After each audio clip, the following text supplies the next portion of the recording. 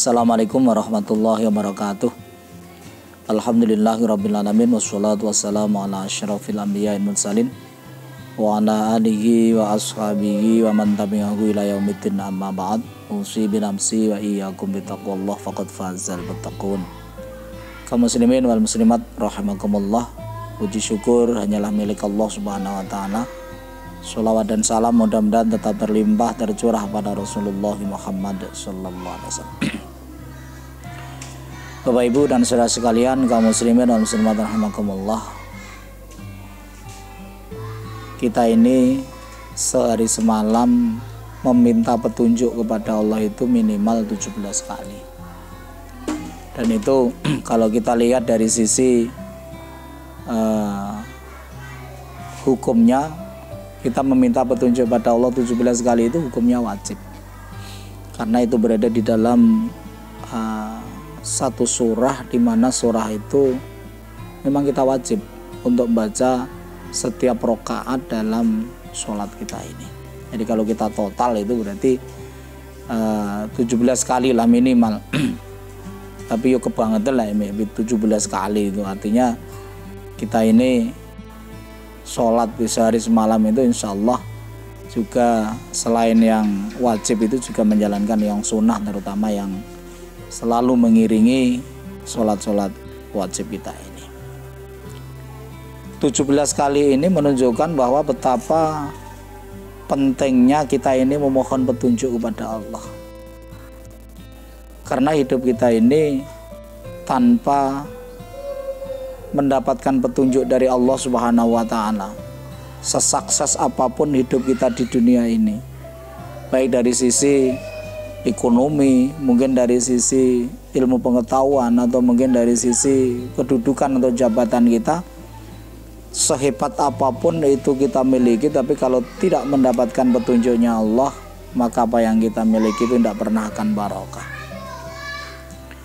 Karena itu 17 kali ini harus kita pandang sebagai sesuatu yang penting bagi kita, bukan penting bagi Allah, tapi penting bagi kita. Kenapa kita ini diwajibkan minimal itu 17 kali di dalam sehari semalam ini memohon petunjuk pada Allah. Ihdinas shiratal mustaqim, ya Allah tunjukkanlah kami ini ke jalan yang lurus.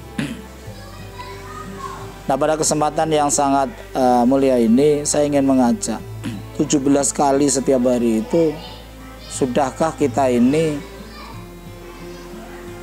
memikirkan kira-kira kita ini sudah diberi petunjuk oleh Allah atau belum? Sebetulnya kalau petunjuknya itu sudah diberikan oleh Allah kepada kita. Yang dulu pernah kita sampaikan bahwa kalau menurut para ahli tafsir, petunjuknya Allah itu kan ada 4. 4 itu yang 3 ada pada diri kita, kemudian yang 1 berada di luar diri kita. Yang berada di diri kita ini petunjuk Allah itu pertama namanya naluri. Naluri. Setiap kita ini punya naluri. Dan naluri kita ini ada naluri yang baik, ada naluri yang tidak baik. Nah, yang kedua ini adalah panca indera. Panca indera ini juga bagian dari hidayahnya Allah. Kita semuanya sadar bahwa panca indera kita ini yang paling dominan, nanti yang akan berpengaruh terhadap hidayahnya Allah yang lain itu adalah apa yang disebut dengan mata dan juga telinga ini. Jadi apapun yang masuk ke akal kita kemudian ke hati kita ini kan sebetulnya berasal dari mata dan telinga kita ini. Artinya berasal dari sesuatu yang kita lihat dan juga sesuatu yang kita dengar. Makanya ketika Allah menyampaikan setiap manusia itu lahir ke dunia ini dari perut ibu itu tidak mengetahui apa-apa, kemudian Allah menjadikan pendengaran, menjadikan penglihatan, dan menjadikan hati dalam rangka untuk mendapatkan hidayah dari Allah Subhanahu wa taala itu. Kemudian yang ketiga, hidayah yang mendapat pada kita itu adalah akal dan hati kita ini. Nah, yang keempat itu kan wahyu. Nah, ketika keempatnya ini ada pada diri kita, itu belum tentu kita ini menjadi orang yang baik, sehingga kita ini masih diperintahkan untuk memohon pada Allah ihdinas siratal mustaqim. Nah, yang kita minta itu sebetulnya bukan hidayah yang 4 itu. Yang kita minta ini adalah hidayah yang langsung dari Allah yang membuat diri kita ini mampu untuk menggunakan naluri menuju kebaikan, menggunakan panca indera menuju kebaikan, menggunakan akal dan hati ini menuju kebaikan, menggunakan wahyu itu untuk kebaikan. Selama ini yang perlu untuk kita renungkan dan itu. Nah, di dalam Al-Quran untuk mendeteksi diri kita ini, apakah kita ini sudah berada pada hidayahnya Allah atau belum, itu ada salah satu ayat di dalam Al-Quran dalam surat Al-An'am ayat 125, nanti monggo dicek di sana. A'udzubillahi minasyaitonirrajim. Bismillahirrahmanirrahim. Famay yuridillah ayyahdiyahu yashrah sadrahu lil Islam. Famay yurid ayyudillahu yaj'al sadrahu dayyqan harajan ka'annama yas'adu fis sama. Kadzalika yaj'alullahu rijsa 'alal ladzina la yu'minun. Ini sarana untuk mendeteksi diri kita, apakah hidayahnya Allah itu sudah diberikan kepada kita atau belum. Sementara kita ini setiap hari minta minimal 17 kali, sudah diberikan atau belum. Kita bisa mendeteksi pada diri kita. Allah sampaikan, "Famay yuridillahu ayyahdiyahu yashrah sadrahu lil Islam." Siapa saja yang Allah itu menghendaki untuk memberikan petunjuk kepada orang itu, yashrah sadrahu lil Islam, maka orang ini hatinya ini lapang di dalam menerima Islam. Islam yang dimaksud itu ya Islam dengan segala tetek bengeknya, Islam dengan segala aturannya. Orang yang mendapat petunjuk dari Allah Subhanahu wa Ta'ala itu hatinya lapang ketika menerima aturan dari Allah. Hatinya itu merasa legowo ketika menerima perintah dari Allah. Kita ini kadang-kadang kan merasakan, saya sendiri juga merasakan kadang-kadang, sebetulnya perintah-perintahnya Allah itu ya sudah kita lakukan semuanya. Taruhlah kalau itu perintah dalam pengertian yang rukun Islam itu ya kita sudah syahadat, kita sudah sholat, kita sudah zakat, kita sudah puasa. Ada yang sudah haji aja yang belum, kan begitu. Kemudian hal-hal lain yang bukan ibadah mahdhah, misalnya kita juga sering bantu orang lain, kita juga sering melakukan apa yang diperintahkan Allah. Tetapi persoalannya, Allah itu yashrah sadrahu lil Islam atau tidak. Allah itu melapangkan dada kita itu ketika kita menjalankan agama atau tidak. Ada kadang-kadang kita ini sholat tapi kan gerundel, kan begitu. Kita puasa tapi kadang-kadang juga gerundel. Kita zakat, kita infak, kita sedekah, kadang-kadang kita ini juga gerundel. Lah, gerundelnya itu berarti kita ini tidak yashrah sadrahu lil Islam. Berarti Allah itu belum melepaskan petunjuk kepada kita ketika kita ini belum lapang, belum legowo di dalam menjalankan perintahnya Allah. Begitu pula di dalam meninggalkan larangannya Allah. Hati kita ini juga harus legowo, kan. Bahasanya anak sekarang memang dak, artinya tidak mikir apa-apa. Kalau itu perintah Gusti Allah ya kita jalani. Jangan sampai nanti kita jalani tapi dengan gerundel.